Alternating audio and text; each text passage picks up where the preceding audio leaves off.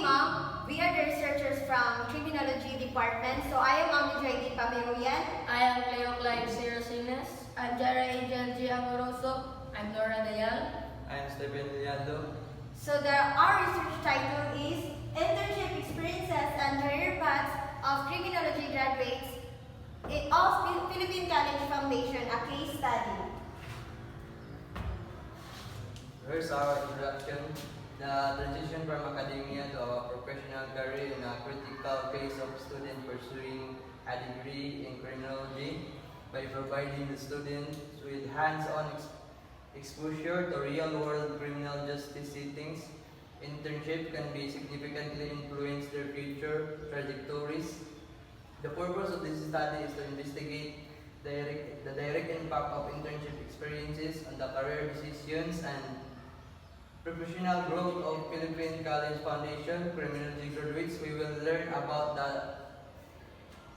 the concrete advantage and practical consequence of internship in the influencing career of future criminology experts. Statement of the problem. What are the specific internship experiences are relevant to the career path of criminology graduate? Number 2, how do these internship experiences influence the career path of criminology student? And number 3, what insight can be stand the participants of the criminology community include the recommendation? And also part of the chapter 1 is our theoretical framework, which we use the life course theory, since the life course theory is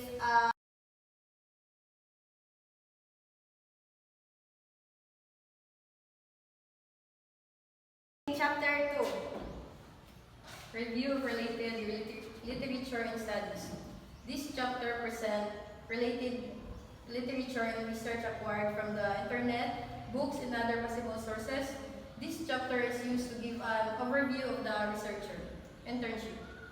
The internship program is intended to give students who are participating in a field experience the opportunity to share their insights, to investigate the links between students' academic preparation and their field work, and to assist participants in developing and carrying out the major research project that would save as the culmination of their internship experiences. This teaches you how to collaborate with others who have various perspectives, meet deadlines, recognize your own strength, and close career paths. According to Modestino, in the career development of the individual, self-esteem plays a pivotal role, reflecting confidence in personal and professional strengths. Carababa also stated that success is always a result of an internal rather than an external stimulus, self-esteem, and internal resource of career opportunities, and the driving force behind all types of personality development. It is very important for us students to develop effective communication with peers, earn the respect of faculty members. Career aspirations. Lex Basso stated that career aspiration is one of the factors that influence one's career maturity. Career aspiration direct individual behavior to achieve the career that is their hopes of dreams. Career aspiration can help students choose a secondary school that matches the abilities and potential of the individual. Many interviewers ask job candidates about their career aspiration to gauge their long-term goals. When preparing for an interview, it's beneficial to consider how you might answer this common question about your future goals and how they relate to your wider professional development. Personal development. OWAL are stated that is today's competitive job market. It's more important than ever to focus on personal development, whether you're just starting out in your career or looking to advance to the next level, investing in. Since our title is about the experiences and the career paths of individual, with the study we we collected is the related in our title, which is about the personal development, understanding of the growth, internship, and career path. So those authors that we get is we put those in our papers.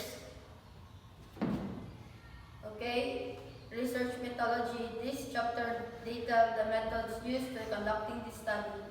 It consists of the research design, research local, the respondents of the research, the researchers' data collection approach, the research instrument of the study, analysis, and questionnaire. Our research design is the overall approach of this study is comprehensively investigate and analyze the internship experiences and the career paths of criminology graduates as we said.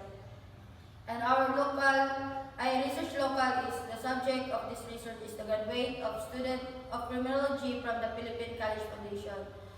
Research was conducted in Valencia City, Bukidnon, in their respective houses and offices, then in a place within Valencia City. We agreed. Research respondents. This was focused on criminology employed students on the Philippine College Foundation who have experienced the internship program. Our respondents is eight of the members of tribe bureaus, 4 PNPs, 2 BGMPs, and 2 BFP. Our a sampling procedure. This research will use purposive sampling. Participants are selected based on their accessibility and willingness to participate. Research instrument.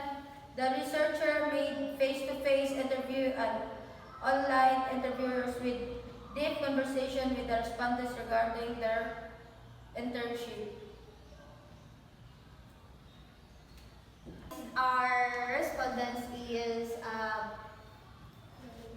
Tribe Bureau. So during our proposal, panel suggests about that we will be used to interview 4 PNP since it is majority to our school nga ni-graduate siya diri. Mas daga ni graduate o PNP, mas daga ni graduate nga criminology nga na PNP other than the BFP and the PGMP. And also about the sampling procedure we use, purposive and the research locale. In our research locale, we used to interview in their houses or offices, or we also use the online meeting like Google Meet. Kay they are very busy and they are we nag-gather mi sila sa ilahang sa among nasabutan. So in chapter 4, the analysis and the interpretation and presentation of our data. So as we I will shortcut the chapter 4. So I will focus on the SOP 1 and 2 and 3. So in our SOP 1 is the specific internship experiences relevant to the career paths of criminology graduates. So as the result, the data stated is it is a great piece of advice from the experience of the individual. The majority of participants emphasize that the importance of work and dedication and resilience. So sa amuang data nga na-collect, isa sa pinaka nakuha nila mga experience is dapat resilience and also dedicated ka sa imong ginabuhaton. Sa imong sa indira dapat imong buhaton. Always say yes. Say yes. So these findings combined with the participant experience that solidify the crucial role of internships in preparing criminology graduates for success careers. So providing valuable practical skills, enhancing professional network, and ultimately contributing to more competitive job market for aspiring criminologists. So in our SOP 2, which is the internship experiences, influence the career paths of the criminology students. So in our data collected, it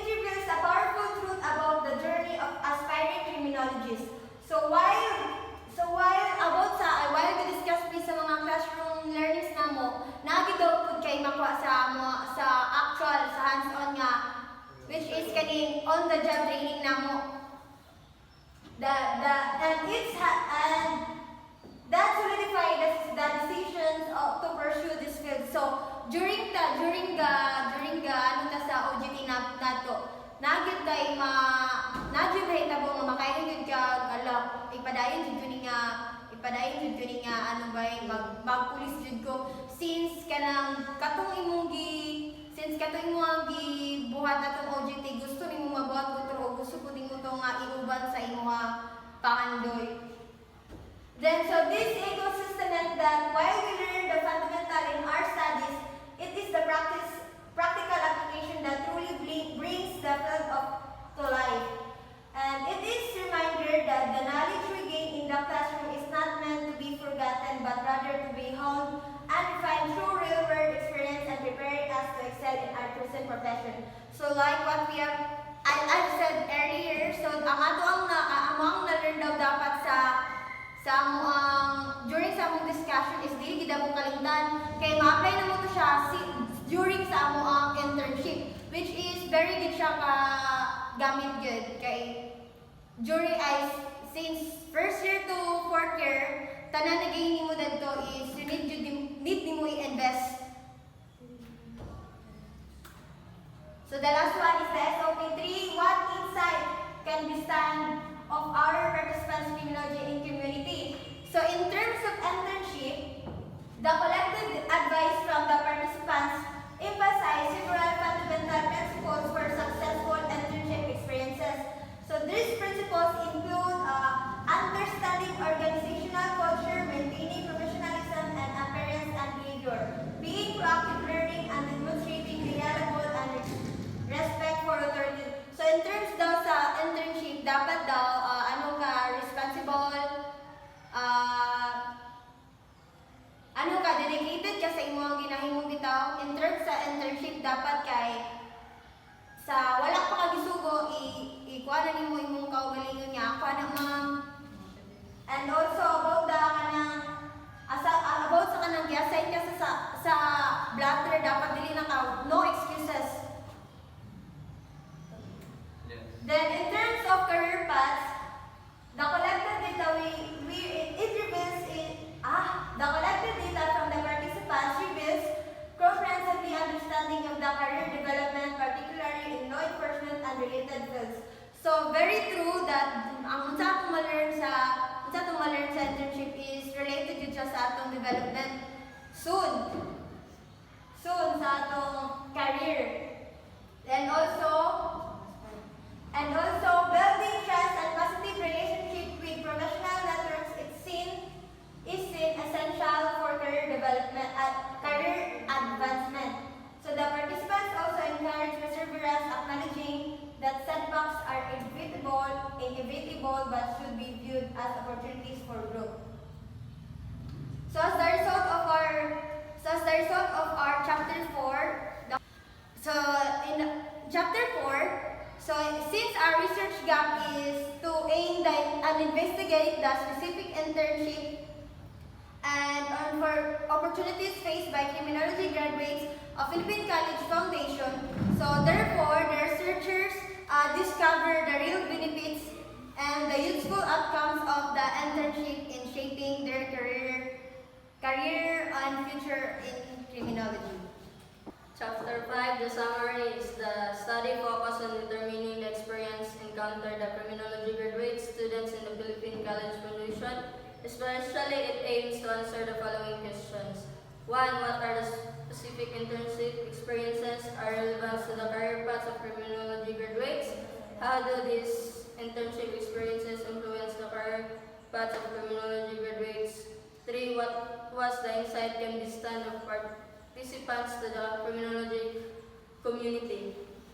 The method in the research study was qualitative, which employs a phenomenological research designed to explore the experience of the interviewers. Focus group discussion was being used to collect data and analyze it through theoremic analysis. An informed consent later was given to the participants and was signed in the participants' identification and information of the participants were protected to ensure their confidentiality of participations. The finding also highlighted critical experiences during internship that reinforce participants' dedication to pursue careers in criminology. What most participants emphasized the hands-on experience, training, and seminars were pivotal in solidifying their career aspirations. The analysis relevant that these experiences reflection of the past lesson learned underscoring the importance of applying education in practical settings.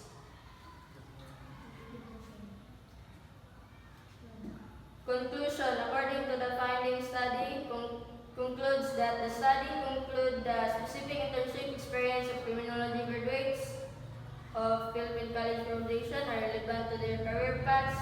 The data analysis highlights the significance of the internship duration of 1 to 2 months, indicating that this time frame is structured to provide sufficient exposure and experience in the field. It emphasized the internship served as an exciting opportunity for students to gain real-world experience and develop valuable skills which is essential for their further understanding of the criminal justice system.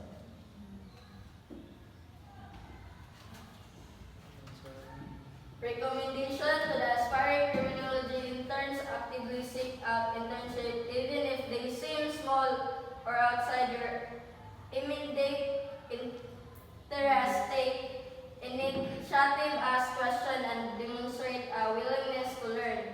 To the instructors, supervisors, provide guidance, support, and constructive feedback to interns. Your mentorship can have a lasting impact on our careers.